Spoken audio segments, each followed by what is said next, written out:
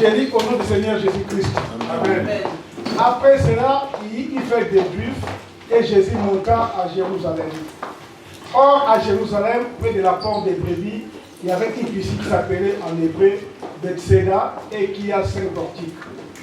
Sous ces portiques étaient couchés un grand nombre de malades, des aveugles, des boiteux, des paralytiques qui attendaient le mouvement de l'eau. Car un ange descendait de temps en temps dans la piscine et agitait l'eau, et celui qui descendait le premier, après que l'eau avait été agitée, était guéri, quel que fût sa maladie. Là se trouvait un homme malade depuis 38 ans. Jésus, le vu couché et sachant qu'il était malade depuis longtemps, lui dit, veux-tu être guéri? Le malade lui répondit, Seigneur, je n'ai personne pour me jeter dans la piscine car l'eau est agitée, et pendant que j'y vais, un autre descend avant moi. Lève-toi, lui dit Jésus, prends ton lit et marche. Aussitôt cet homme fut guéri, il prit son lit et marcha. C'était un jour de sabbat. Le Juif dit donc à celui qui avait été guéri, c'est le sabbat, il n'était pas permis d'apporter ton lit. Il a répondu, celui qui m'a guéri m'a dit, prends ton lit et marche. Il lui demandait, qui est l'homme qui t'a dit, prends ton lit et marche? Mais celui qui avait été guéri ne savait pas qui c'était, car Jésus avait disparu dans la foule qui était à ce lieu. Depuis, Jésus le trouva dans les temples et lui dit, voici, tu as été guéri, ne pêche plus, de peur qu'il ne t'arrive quelque chose de pire. Cet homme s'en alla et annonça aux Juifs que c'était Jésus qui l'avait guéri. C'était la parole du Seigneur. Amen.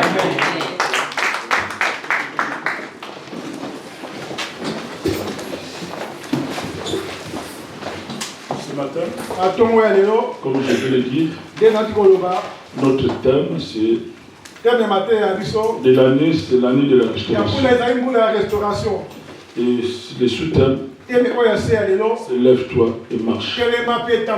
Alors l'objectif de cet enseignement est de montrer aux enfants de Dieu que la guérison et la délivrance sont le pain des enfants de Dieu. Et c'est de relever et de restaurer toute vie morte, toute destinée morte, et de pousser quelqu'un de se mettre debout et d'avancer.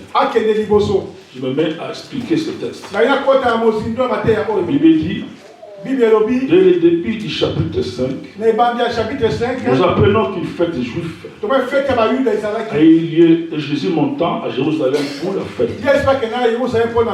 Or, à Jérusalem, se trouvait une piscine qui s'appelait Bethesda, qui est égale ou signifie maison de miséricorde. Cette piscine était située près de la porte de brebis. Autour de la piscine, la Bible me dit s'élever 5 portiques, large espace où pouvait se tenir un grand nombre de personnes.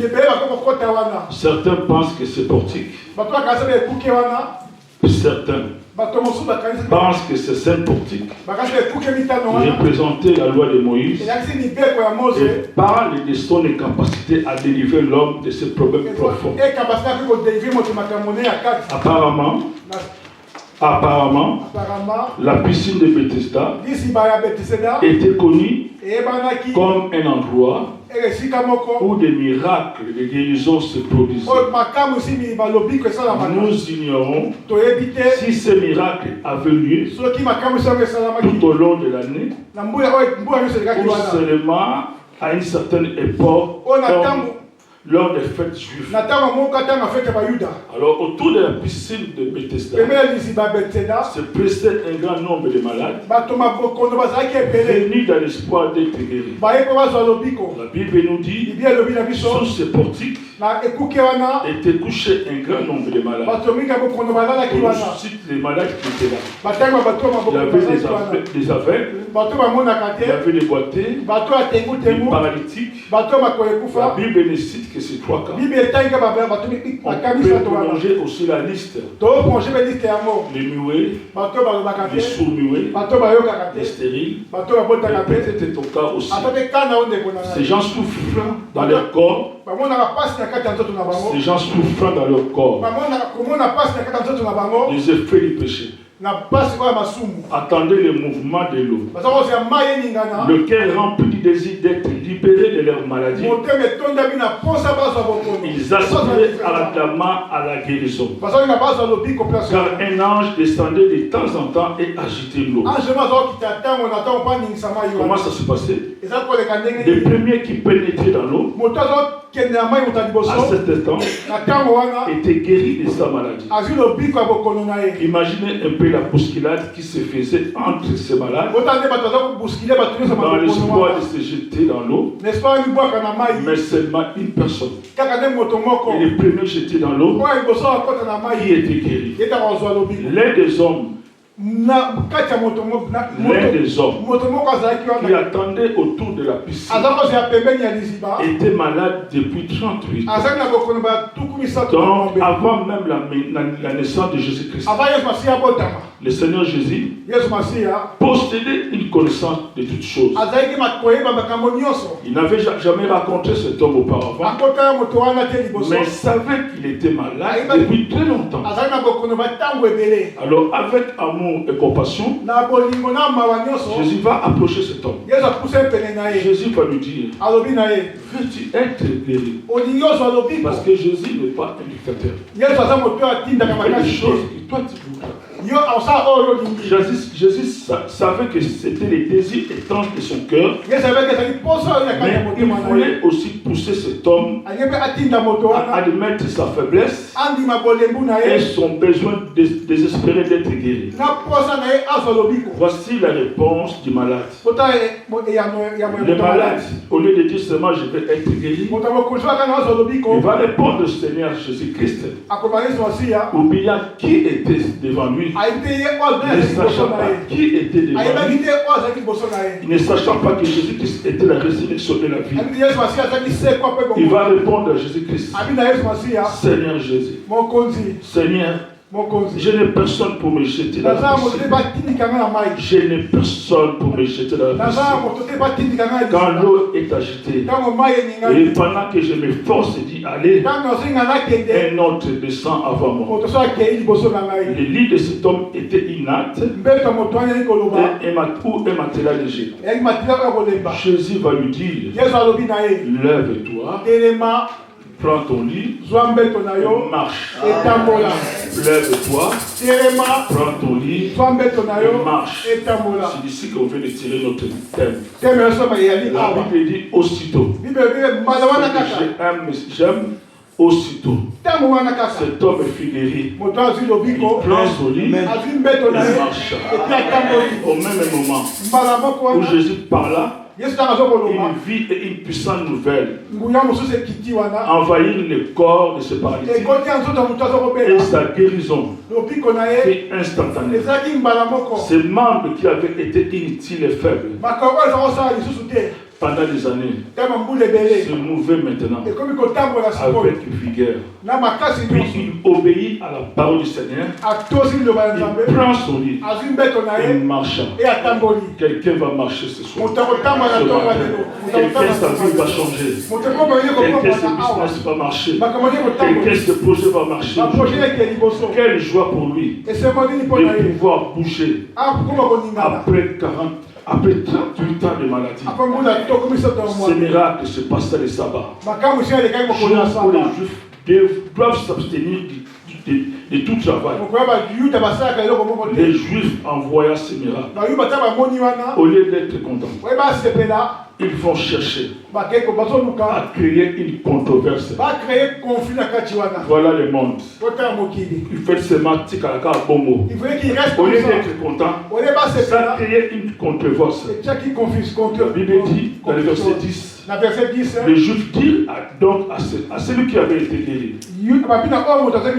C'est le sabbat. Il n'était pas permis d'apporter ton lit. Il a répondu, c'est lui qui m'a guéri. M'a dit, prends ton lit et marche.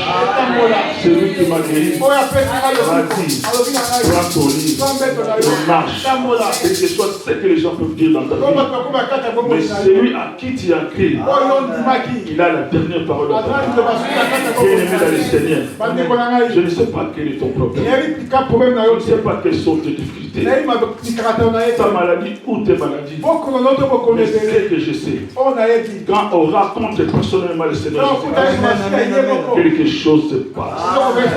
La Bible que je lis, toutes les personnes malades, possédés, une fois qu'ils ont croisé Jésus-Christ, ils ont trouvé la solution. Les jours même de leurs problèmes. Dans leurs problèmes. Toi qui es ici, si tu as la foi, Jésus-Christ va te toucher. Si tu es venu pour nous voir, tu rentreras chez toi. Ici. Mais si tu es venu pour Jésus, tu seras guéri, délivré, et béni durant cette journée. Nous ne sommes que le simple canal de bénédiction pour toi. Alléluia. Donne-moi le pasteur Gilles et vous tous qui sommes ici. Nous sommes venus chercher notre salut auprès de notre Seigneur Jésus-Christ. Restons tous nos yeux gravés sur lui, nos regards sur Jésus-Christ. C'est ainsi qu'il enverra ses anges visiter en celui. Ce matin, le Seigneur va ouvrir beaucoup de yeux. Les yeux spirituels à plusieurs personnes. Et ça a déjà commencé depuis ce matin. Beaucoup de gens ont vu et verront encore les choses. Beaucoup de gens, Dieu vont les ouvrir les oreilles. Les oreilles, surtout les yeux spirituels. Tu vas commencer à voir les choses. Ce matin, il y a des gens qui ont déjà commencé à voir. Et à la fin de ce culte, témoigne ici. Il y a des gens qui verront des choses qu'ils n'ont jamais vues.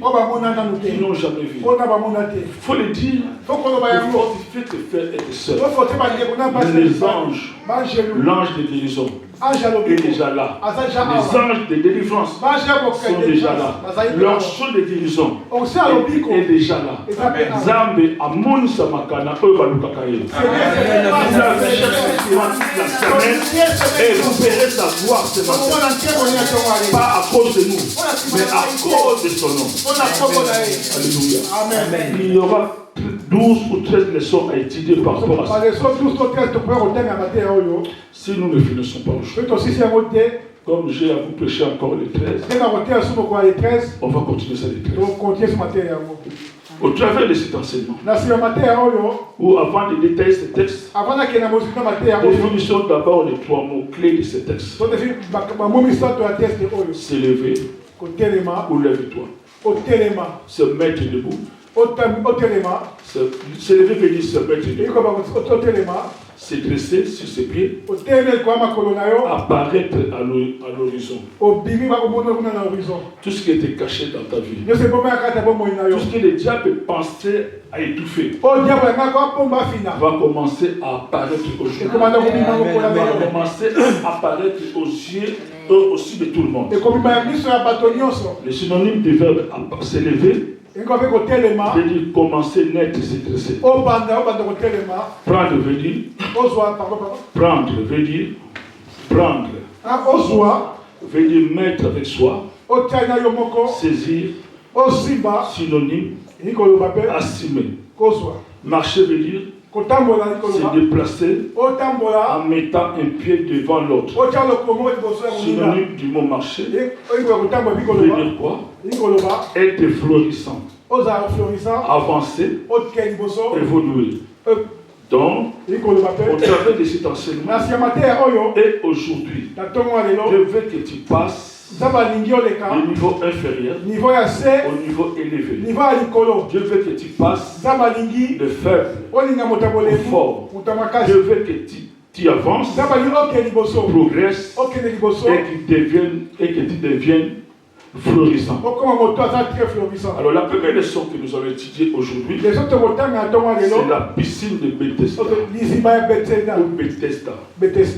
La Bible dit dans le verset 2, or à Jérusalem, près de la porte de brebis, il y a une piscine qui s'appelle en hébreu Bethsaïda ou Bethesda, qui a 5 portes. Le mot Bethesda veut dire miséricorde. Miséricorde, c'est quoi? Et les sentiments par lesquels la misère d'autrui touche notre cœur. La miséricorde signifie aussi compassion. Alors la piscine de Bethesda est la piscine de miséricorde, donc la piscine de compassion. Et ce matin, cette église, notre église, au Seigneur, où la présence de Dieu est permanente, ressemble à la piscine de Bethesda. Personne qui a mis son pied en Seigneur, quel que soit son cas, sera délivré, sera béni, au nom puissant de Jésus. Et notre Dieu, il est Dieu de compassion. Je voudrais dire à quelqu'un ce matin que Dieu est vraiment à la maison de miséricorde, à la maison de compassion. Et la Bible me rappelle que notre Dieu est miséricordieux, est compatissant, dans la colère et riche à bonté. Personne n'est venu vers lui et rentré les mains. Donc, comme tu te retrouves dans la maison de miséricorde, ce matin, tu ne sortiras pas comme tu es venu. Quel que soit ton cas, qu'on te pose les mains ou pas, mais Jésus-Christ viendra vers toi. Cet homme, il n'est pas allé vers Jésus, mais c'est Jésus-Christ qui l'a vu. Et Jésus-Christ est allé vers lui. Donc toi, tu es dans la maison de miséricorde. Dieu te voit. Dieu te voit. Il va te faire du bien. La Bible dit dans Ecclésiaste 3:19, quand je pense à ma détresse et à ma misère, à l'absinthe ou au poison, quand mon âme s'en souvient, elle est abattue au-delà de moi. Voici ce que je vais repasser en mon cœur, ce qui me redonnera de l'espérance. Les bontés de l'Éternel ne sont pas épuisées. Ses compassions ne sont pas à leur terme. Elles se renouvellent chaque matin. Tu as fait du bien de venir ce matin, car Dieu aura assurément pitié de toi. Moi, j'ai besoin que Jésus-Christ ait pitié de moi. Alléluia. Amen. Deuxième leçon, les différents types de cas de maladie qui étaient là. La Bible dit au verset 3, sous ce portique étaient couchés un grand nombre de malades, des aveugles, des boiteux, des paralytiques qui entendaient les mouvements d'eau. Si cette liste, tu peux rajouter ta maladie, ou tes maladies, ou tes cas. Peut-être la stérilité, le sida, le maux de tête, le maux de ventre chronique, oui, l'absence des règles ou des règles très douloureuses, des maux de ventre aigus, peut-être l'impuissance sexuelle, peut-être le mutisme, peut-être les maux de dos comme moi, le maux de genoux. Quelle que soit ta maladie, quelle que soit ta gravité, quelle que soit la durée de ta maladie, j'ai une bonne nouvelle à t'annoncer. Jésus est celui qui guérit toute maladie. Et c'est parce que nous sommes guéris. Jésus est celui qui guérit toute maladie. Mais seulement il faut savoir parler aux maladies. Il faut savoir parler aux maladies. Mais bien aimé, la maladie, ce n'est pas notre ami. Les maladies, ce n'est pas notre partage. Non, mais nous, notre paix quotidien, c'est la bonne santé, c'est la vie. Alléluia. Alléluia. L'apôtre Paul, je crois Jean est en train de dire, je prospère que vous, je souhaite que tu prospères et que tu sois en bonne santé. La troisième leçon, la méthode pour recevoir la guérison. On voit ça dans le verset 4a. Il fallait, selon qu'un ange descende agiter l'eau. Il fallait qu'un ange descende agiter l'eau. Et il fallait être aussi fort pour arriver le premier. Mais je vais dire à quelqu'un ce matin, ici, et enseigner, il y a plus qu'un ange. Il y a plus qu'un ange. Il y a Jésus-Christ. Il y a le Saint-Esprit en personne qui te touche, qui te guérira. Pas besoin de faire d'acrobatie. Il suffit seulement de croire en lui et de lui mettre ta foi. Tu es guéri. Jésus-Christ, il ne fait acception de personne. Alléluia. Amen. Ici, enseigné, ce matin, il y a plus qu'un ange. Il y a Jésus-Christ. Amen. Nazareth. Il guérit. Il délivre. Alléluia. Amen. Quatrième leçon. La condition pour recevoir cette guérison. Condition pour recevoir la guérison. Il fallait être le premier. Aider la sœur à se lever, bien aller se mettre derrière. Il fallait être le premier. Il fallait être le premier à être tombé dans l'eau après qu'il soit agité. Pour vous avoir ta guérison. Écoutez bien. Si Jésus veut nous guérir, il ne nous pose pas trop de conditions. À moins de laisser le péché. La seule chose qui peut empêcher que Jésus, si tu es conforme à sa parole, il te guérit tout simplement. Tout simplement. Qu'il croit ce matin que Jésus peut le délivrer. Crois que Jésus peut le guérir. Amen. Alléluia. La septième leçon. La description de cet homme malade. La Bible nous dit que c'est paralytique. On l'a même changé de nom. Comme il y a Joseph, on l'appelle maintenant paralytique. Voilà comment les diables peuvent nous faire des choses. On dit que c'est paralytique qui était malade depuis 38 ans. Donc la maladie a diminué cet homme. Au lieu de l'appeler par son nom Jean, on l'appelle maintenant paralytique. Mais depuis 38 ans. Alléluia. Amen. La question que je te pose ce matin, quelle est ta maladie par rapport à celle de ce monsieur paralytique? Maladie qu'il a rendue inutile dans la société.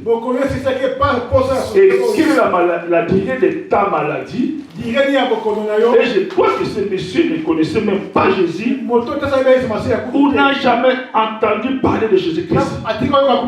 Mais Jésus-Christ est venu vers lui. Il a guéri. Et pour moi, il ne peut pas te guérir. Toi, tu l'as reçu depuis ton enfance. Toi, tu le connais bien. Toi, qui as peut-être tout laissé pour lui. Comment il ne peut pas te guérir? Il suffit seulement de croire en lui. Dis-moi, et lis ta Bible. Quelle est la maladie qui a résisté à Jésus-Christ? Dans le Nouveau Testament, on nous cite au moins 37 cas de maladies et de guérison et de délivrance. 37 maladies, la guérison est passée à Salaki. Nous allons en citer quelques-uns. La Bible nous parle de la guérison des démoniaques à Capernaum.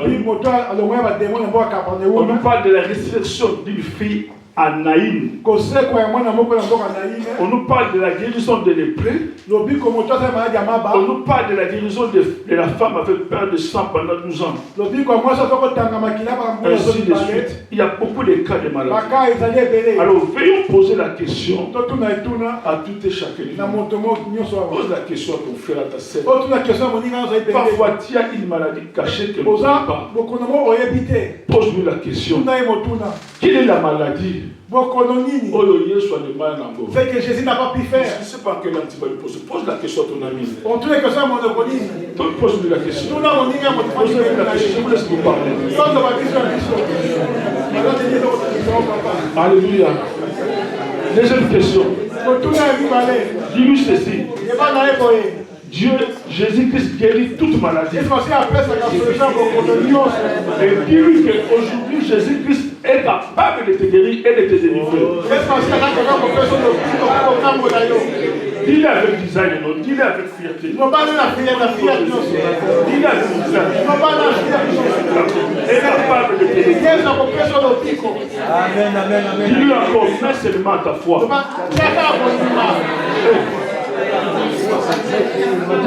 Mets seulement ta foi.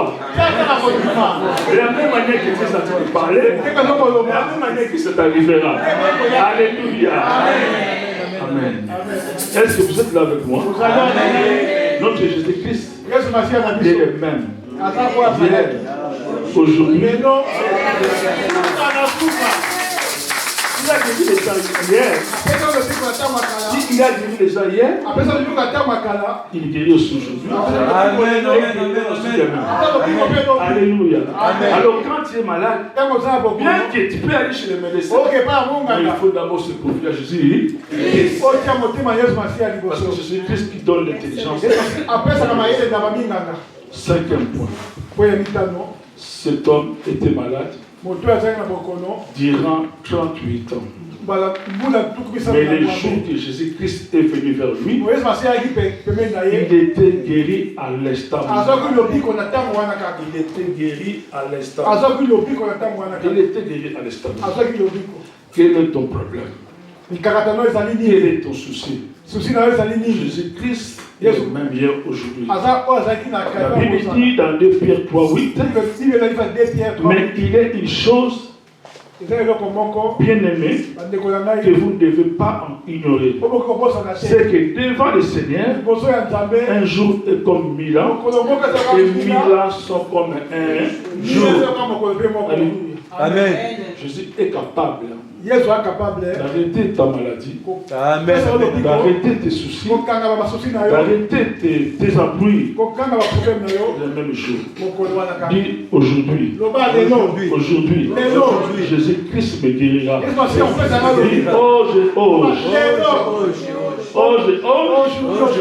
Jésus-Christ va me guérir ensemble. Jésus va me guérir. Aujourd'hui, demain. Sixième leçon. Le Seigneur te voit plus que toute autre personne. Où le Seigneur te voit clairement. Te voit clairement et c'est exactement, parfaitement ta situation. Cette leçon est tirée, je ne me rappelle plus du verset. La Bible dit, l'ayant vu coucher et sachant qu'il était malade depuis longtemps. L'ayant vu coucher et sachant qu'il était malade depuis longtemps. Écoutez mon frère, ma soeur. Pendant que tu dormais, en train de pleurer, à cause de ta maladie, à cause de tes nombreux problèmes, je vais te rassurer une chose. Dieu te voit et connaît exactement ce que tu es en train d'endurer. Ne te dis pas non, Yesu ayebi ngate. Yesu azomona ngate. Tel que tu es là, ce que tu penses là, Jésus le connaît. Ce qui te fait pleurer, Jésus le connaît. Et Jésus-Christ connaissait ce qui faisait pleurer cet homme paralytique. Il savait même son incapacité d'aller se jeter dans l'eau. La Bible dit, l'ayant vu coucher. Coucher peut avoir le sens d'être abattu, désespéré, au point de te suicider. Jésus te voit. Jésus te voit.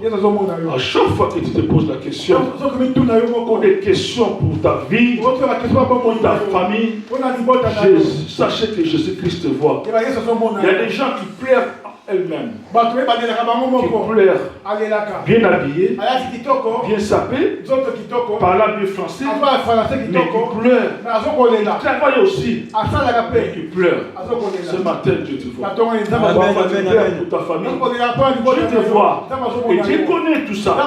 Parfois, tu ne peux pas aider ta famille parce qu'il y a trop de charges. Dieu les voit. Dieu te voit. Ce matin, Dieu est béni. Jésus-Christ va faire quelque chose pour toi. Moi, il m'arrive parfois de pleurer seul. Pas pour moi, mais pour ma famille, pour la nation, pour les serviteurs de Dieu. Comment il marche. Il m'arrive parfois de pleurer. Mais Dieu voit cela. Dieu voit cela. Et aujourd'hui, il est venu vers toi pour essuyer tes larmes et changer l'histoire de ta vie. Écoute-moi bien. Il y a des gens qui sont tentés de pleurer. En ce lieu. Et en ce lieu. Rien n'est caché devant sa face. Tu peux nous tromper en apparence extérieure. Souriant, belle ou beau. Mais ton cœur est tenté de pleurer pour quelque chose. Mais je t'ai rassis aujourd'hui. Même moi, je ne te vois pas. Même le pasteur, je ne te vois pas. Même ton mari ne te voit pas. Mais Jésus-Christ t'a vu. Jésus a remarqué et connaît tout de toi. Ce que j'aime à notre Seigneur Jésus-Christ, s'il voit quelque chose qui fait souffrir l'homme, si la personne a confiance en lui, il lui amène la solution, car lui-même, il est la solution. Jésus-Christ te voit et connaît tes maladies physiques et tes blessures intérieures, des blessures de l'âme. Il y a beaucoup de gens en ce lieu. Ils ont des âmes blessées à cause de plusieurs déceptions subies dans leur vie. Jésus-Christ n'a-t-il pas dit que vous qui êtes fatigués, chargés, et je vous venez à moi, et je vous donnerai du repos. Prenez mon joug sur vous et recevez mes instructions, car je suis doux et humble de cœur, et vous trouverez du repos pour vos âmes, car mon joug est doux et mon fardeau est léger. Alléluia. Amen. Jésus-Christ t'a vu. Jésus-Christ te connaît. La maladie physique peut se guérir facilement. Les maladies de l'âme ou blessures intérieures ne se guérissent qu'au moyen de prières et de jeûnes précédés de la cure d'âme et de la vraie repentance. Enseignez s'il y a des gens qui sont blessés intérieurement, qui sont blessés dans leurs âmes. Allez voir le pasteur Gilles. Parlez-lui. En fait, il prie pour toi. Parce que si les blessures intérieures ne te quittent pas maintenant, ça va te suivre jusqu'à ton âge avancé. Et ça va suivre tes enfants. Il y a des gens en ce lieu qui sont blessés intérieurement dans leur enfance parfois, mais ils ne lisent pas. Alors, si elle ne se guérit pas maintenant, cela te suivait partout jusqu'à ta vieillesse. Il est grave des maladies de l'âme et les rejets. Les rejets comme le fait de se sentir mal aimé, inférieur aux autres. Partout où tu es toujours une source de problèmes. Il y a des gens qui sont très beaux, très belles, très intelligents, qui se sentent toujours que non, moi je ne suis pas beau. Moi, on n'aime pas. Non, on aime toujours les autres.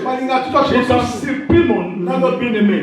Si tu as ce sentiment-là ne vient pas de toi, ça vient des diables. Il faut en parler à votre pasteur. Il y a beaucoup de gens qui ont des âmes blessées. Vous avez peut-être dit ça à la France, ou bien pendant que je suis en train de grandir. Mais il faut en parler, il faut que tu sois débarrassé de cela. Alléluia. Amen. ben intelligent, mais tu te diminues toi-même.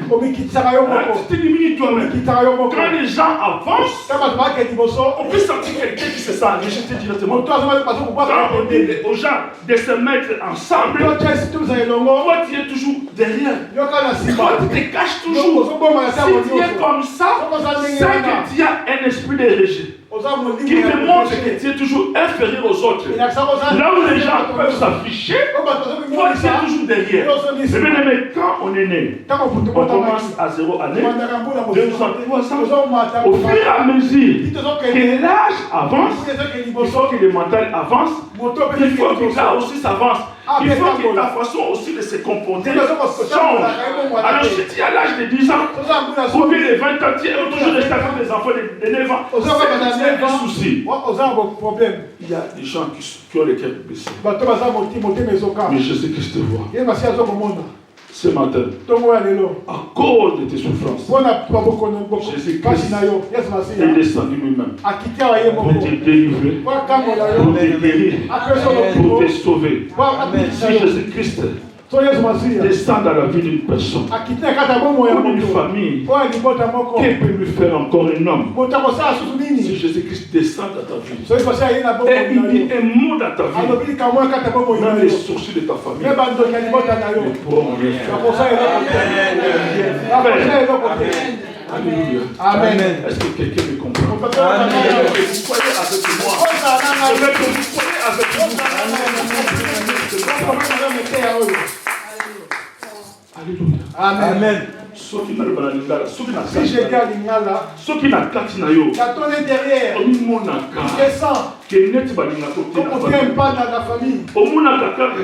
tout ce qu'on te dit c'est mauvais, c'est méchant, c'est que c'est à cet esprit-là. Je connais une très belle fille. Là où je louais avant à Bosobolo. Très belle fille. Mais dans son quartier, personne ne l'aime. Dans son travail, personne ne l'aime. Un jour, je parlais sur l'esprit de Régine à l'église. J'ai dit, c'est bien parfois de prier pour vous. Mais lui aussi est venu que je te fasse qu'il va. Cette fille est venue me voir. Elle me dit, papa, tu sais quelque chose? Cet enseignement-là, ça m'a touché. Partout je passe, on ne m'aime pas. J'ai fait pas mal de gens. Les gens me rejettent. Les gens m'aiment pas, même pas. Quelques jours, ils m'aiment quelques jours, oui, ils me chassent. Dans notre rue, j'ai dit bonjour à quelqu'un. Il rejette même mon bonjour. Et j'ai prié pour lui. Et maintenant les choses s'en vont. Amen, amen, amen. Alléluia. Amen. Ce que tu ressens là, ce n'est pas un esprit de Dieu. Vois l'homme de Dieu.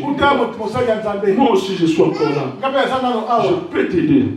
Je peux te donner aussi des prières pour t'aider à être libéré de ça. Alléluia. Amen. Et il y a quelqu'un qui se sent rejeté. Si je dis quelqu'un rejeté, donc on peut être plusieurs enseignés. Cet esprit, si ça continue dans ta vie, ça va te diminuer. Tu ne pourras pas faire arriver jusqu'à ta destinée. Parce que ça t'amène des complexes d'infériorité. Alléluia. Amen. Voyez le pasteur Gilles. 7e leçon. La question toute simple de Jésus-Christ. Mon tour a pété.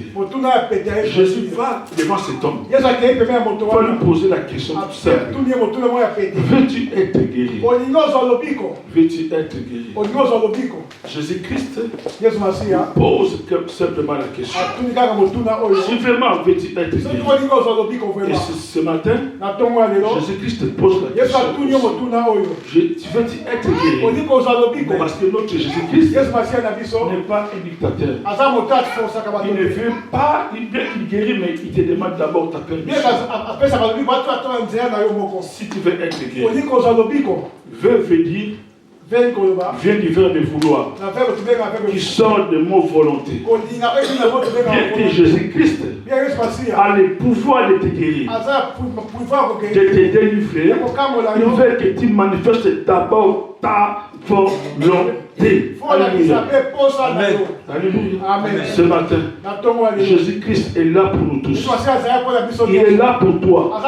Il peut te délivrer de ta maladie, de ta sorcellerie consciente ou inconsciente, que tu as depuis longtemps. Mais il attend que ta volonté. La volonté veut dire quoi? Pouvoir le faire. Pouvoir le faire ou de ne pas faire quelque chose. Disposition de caractère qui porte à prendre des décisions avec fermeté et à les conduire à leur terme sans faiblesse, en surmontant tous les obstacles. Veux-tu être guéri ce matin? Veux-tu être délivré ce matin? Veux-tu être béni ce matin? Manifeste ta volonté. Manifeste ta volonté. Vous savez, moi, quand je parle de chez moi, que ce soit ici même à Kinshasa, même si je vais dans une autre église, je vais avec décision. Je prie parce que je suis pasteur, bien sûr, mais j'ai aussi des problèmes. J'ai aussi mes soucis. J'ai aussi mes préoccupations. Alors quand je prie et quand je vais à l'église, je demande au Seigneur, je t'ai dit des choses. Je t'ai demandé des choses. Maintenant, parle. Quand je viens au culte, que ma femme soit là, que mes enfants soient là, que les gens soient là, mais je rentre profondément dans tout ce qui se passe. Si Jésus-Christ comme ce matin, c'est son onction, cette onction-là m'attrape. Tout ce qui va se passer du début jusqu'à la fin, ça m'attrape. Ça m'attrape. C'est la raison pour laquelle, quand je suis à l'église, si même je veux parler avec les pasteurs, si je veux parler avec mes brebis, je leur dis après culte. Parce qu'avant culte, j'ai besoin d'être concentré. Dans les cultes, j'ai besoin d'être concentré. Tout à l'heure, Dieu a visité beaucoup de personnes. Mais pourquoi Dieu ne t'a pas visité? Parce que tu n'étais pas là. Tu n'étais pas là spirituellement. Tu pensais à autre chose. Mais bien aimé, si tu es là, tu vas dire à Jésus, Jésus va te poser la question. Veux-tu être guéri? Veux-tu être délivré? Jésus va le faire. Alléluia. Amen. Si tu lis ta Bible, tous les gens qui ont été visités par Christ, c'était des gens qui avaient les cœurs bien disposés. L'onction de guérison. Là ce matin, il ne peut toucher que les gens qui ont le cœur disposé. Amen. Pourquoi tu viens à l'église? Tu es là, mais ton esprit n'est pas là. Tu es là, mais ton esprit est ailleurs. Toujours ça le col en scène on a ça la raté. Nous prions comme si le Seigneur ne fait rien. Toujours ça le col à Jésus ça la raté. Je veux dire à quelqu'un ce matin que Jésus-Christ est capable de changer ta vie à l'instant même que Amen. On n'a pas d'autre personne. Nous avons que Jésus. Nous avons que Jésus.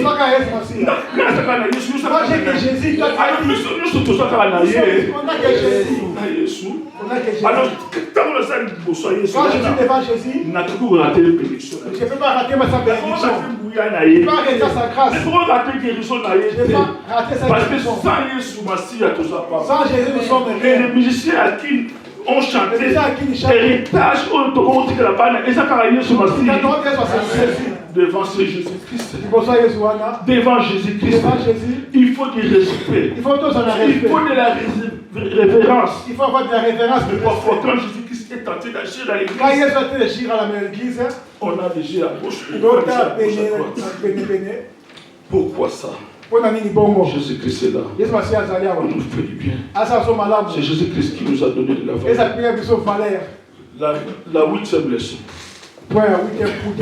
La réponse du malade. La réponse du malade. Jésus-Christ va nous poser la question.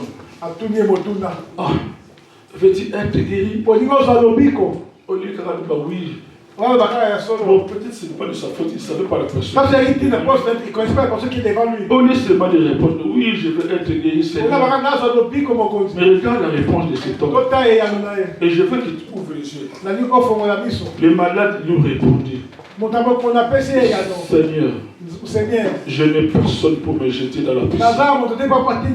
Quand l'eau est agitée, et pendant que je vais, un autre descend avant moi. Ce malade va dire, je n'ai personne pour me jeter. Alors ce matin, si celui-là ne connaissait pas qui était devant lui, moi je vais te dire quelque chose. Je voudrais dire à quelqu'un ce matin que notre Seigneur Jésus-Christ est venu pour les gêner personnes. Il est là pour les gêner personnes. Aya pour la bateau basanga, gêner personne. Ça ne remet pas. Jésus-Christ est venu pour les gêner personnes. Papa no bakoko. Non, j'ai pas bien saisi la nuance que vous voulez dire. Non, papa, Jésus-Christ. Yesu Kristu est pour les gêner personnes. Azawa na tipona ko tungisa moko. Gêner personne ne sont besoin vivre. J accent. Yesu Kristu. Maman. Jésus-Christ est pour les gêner personnes.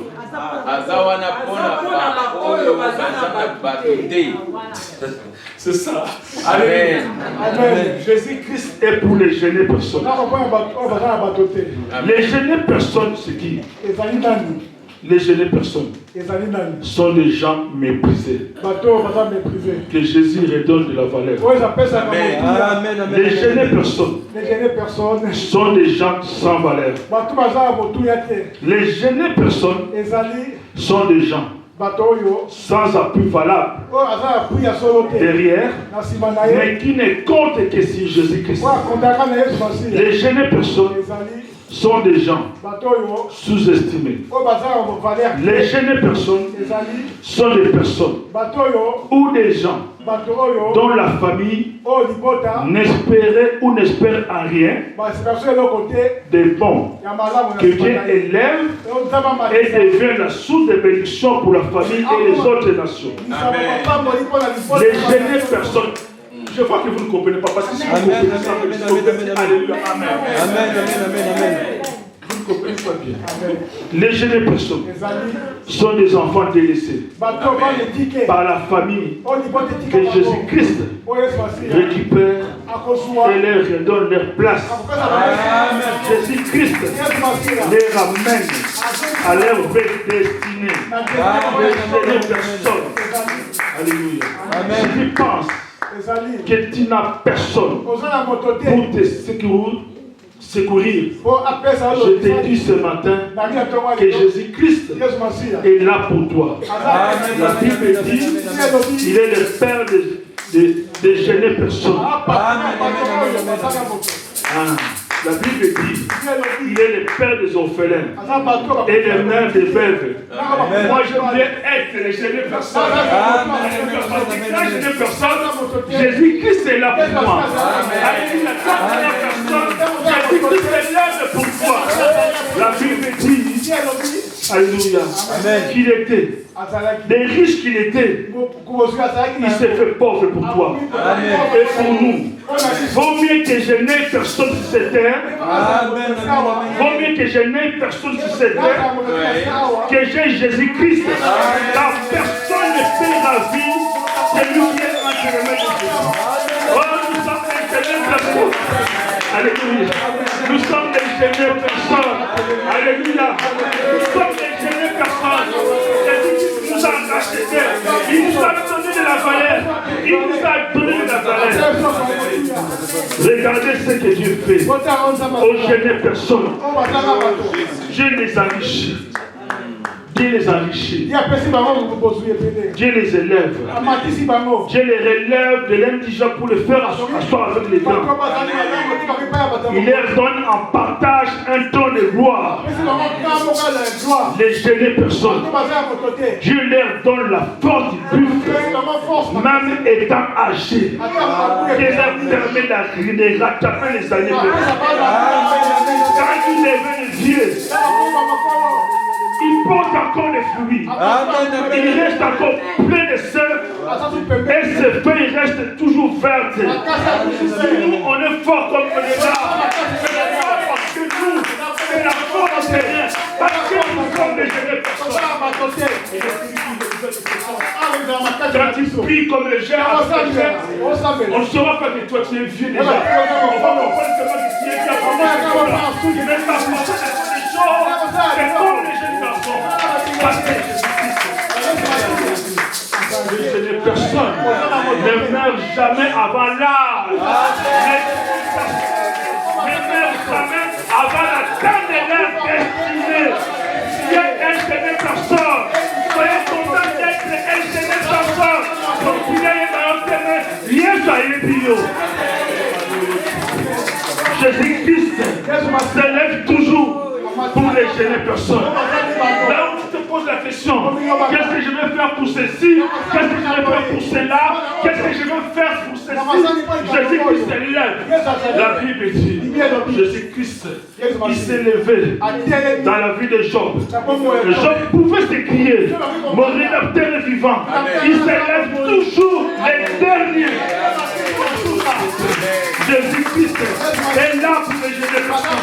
Et le monde de Haïs, et le monde de souffle, et le monde de mettre à part. Et si je suis jamais personne, si je confie à Jésus-Christ, Jésus-Christ viendra de me mettre à ma place. De me mettre à ma place. Les jeunes personnes, c'est qui encore?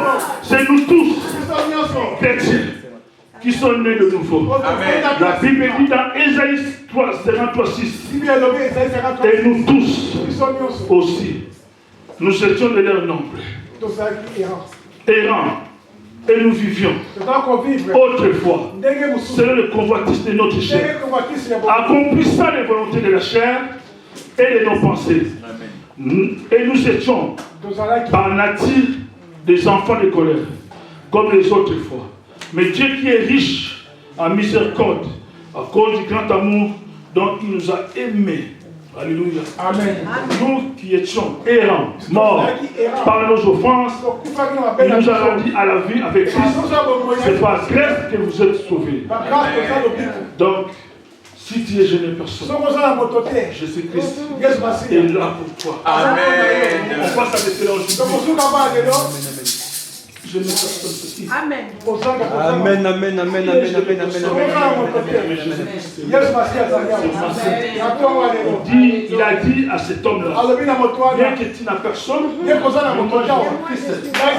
pas dit de toi. Tu ne vas pas chercher, mais c'est moi qui est venu vers toi. C'est ce que Jésus-Christ a fait. Nous ne l'avons pas cherché. Il a laissé son trône et il est descendu pour nous sauver. Alors, comme il est venu descendu pour nous sauver, il est venu nous sauver, mais dans tous les domaines de notre vie. Il n'y a pas aucun domaine où Jésus-Christ ne prend pas le contrôle. Il prend contrôle de toute ta vie, de tous les domaines. Que Dieu bénisse toutes les choses.